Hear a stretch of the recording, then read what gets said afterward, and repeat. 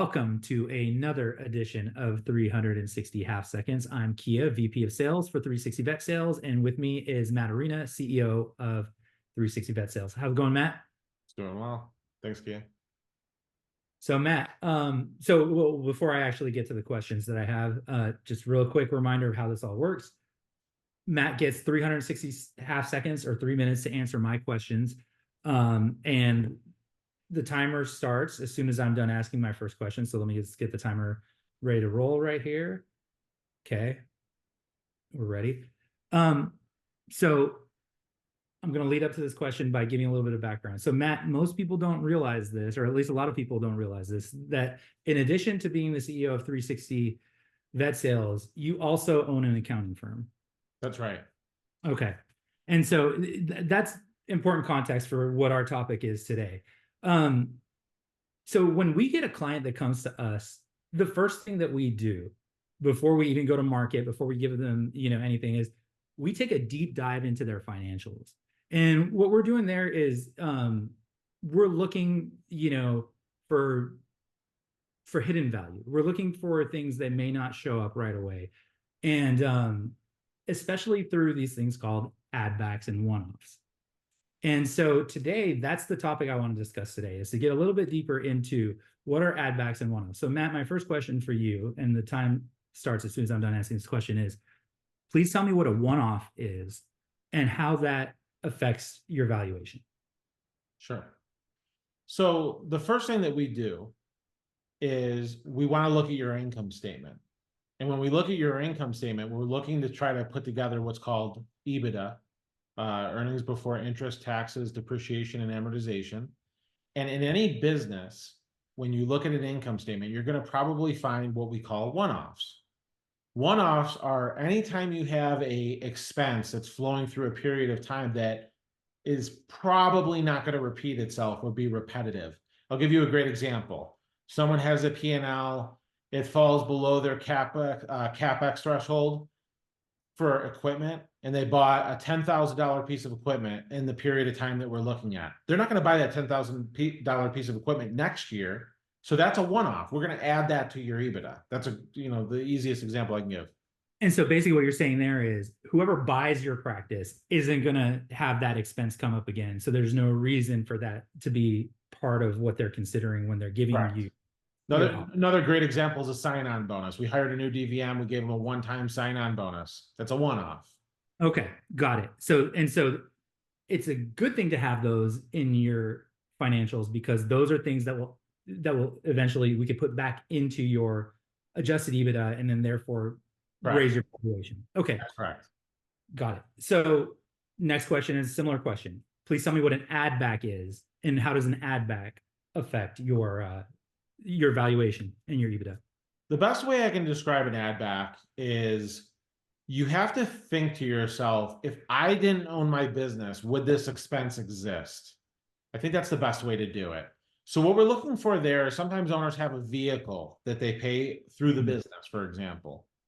And that vehicle they intend to keep with them. They're like, look, the fuel, the insurance, the different expenses for that vehicle, they won't be there after I sell my practice. That's an example of an add back. Okay. And so basically what an add back is a lot of times, and I think we see this a lot in small businesses, right? Which is owner is running potentially some personal things through the business, which happens in all small businesses. Yep. And again, by finding these things, it's helping raise your valuation at the end of the day, helping raise potentially the offers you're going to get. It's going to help it raise your EBITDA. Correct. It moves the dial for sure. Yeah. And I know right now we're just talking the most basic examples, but there's everything, when it comes to one-offs and add backs, it can affect salaries, it can affect taxes, all these things can play in there. So when you, as somebody that owns an accounting company, gets a hold of financials, can you just quickly, and you're almost out of time, but just quickly tell me just what you're doing? You're just going to go in there and start. So I look at a couple things. I like to see a trended P&L where you see every single month, so you can see volatility or numbers going down. Numbers going up and down unnaturally. I like to see that because what that allows me to do is try to find those one-offs. I like to dive into the detail report, which is showing you all the different transactions within an account, because you can somewhat identify a list of these are things that are not routine, or things Mm, that this vendor probably won't need to exist post-transaction.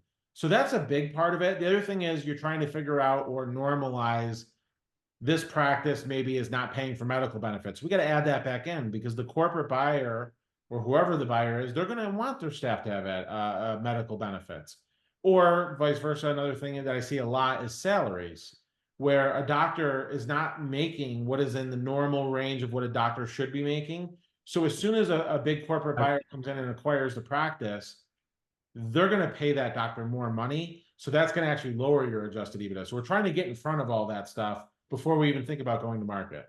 got it. And thanks, Matt. And your time is up. And thanks. So basically, what we're doing before we ever go to market is we're making sure that when we go to market with an expectation of what we think we're going to get in an offer, we really are going to get those kinds of offers. We don't want to go in there, pie in the sky without having looked through everything and, set false expectations and say, hey, we think you're going to get, like, I'm just going to make up a number, like 10 million, when in reality, you should be getting 8. If you're going to be getting 8, we want to see that up front.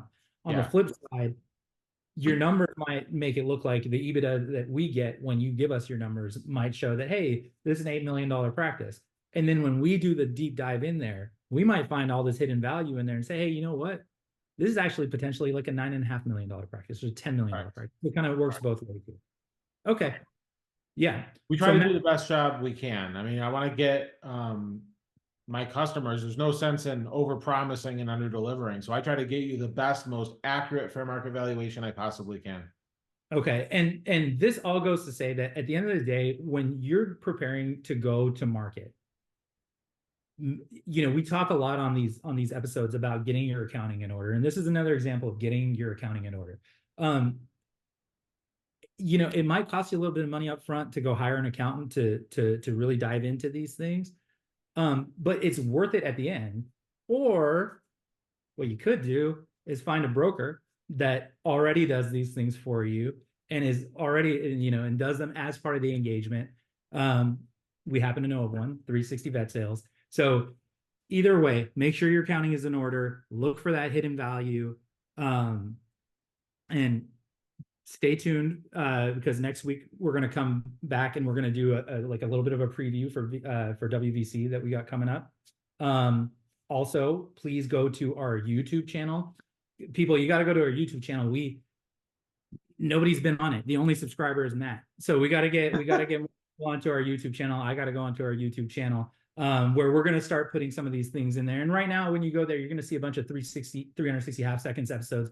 But over time, you're going to see like much longer conversations, deeper dives into these things. And, we're going to bring in some guests as well. So make sure you check out our YouTube channel. It's 360 Vet Sales, in YouTube. And then, if there are any comments that you have, if you want to see us cover a topic on here in the future, send me a note, kia@360vetsales.com or Matthew@360vetsales.com. Leave us a comment on LinkedIn. And Matt, you got anything else for anybody? No, we'll see everyone next week. Okay. Thanks, everybody. Thanks.